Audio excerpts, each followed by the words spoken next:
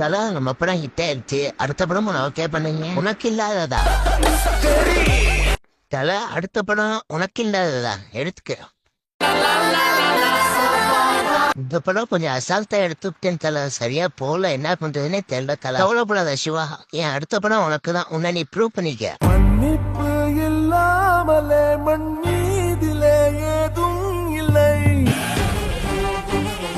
தல அடுத்த படம் சூப்பர் ஸ்டார் வச்சு பண்ண போறேன், கலக்குங்க சிவா. தலைவரே, இந்த படம் சரியா போல, அடுத்த படம் தந்தீங்கன்னா என்ன ப்ரூவ் பண்ணிட்டேன். இல்ல சிவா, நான் அடுத்த படம் கேஆர் மோதாஸோட பண்ண போறேன். சாரி சார், நான் கங்குவா ஒன்னும் பண்ண மிஸ்டேக்லாம் டூல சரி பண்ணிடுறேன் சார்.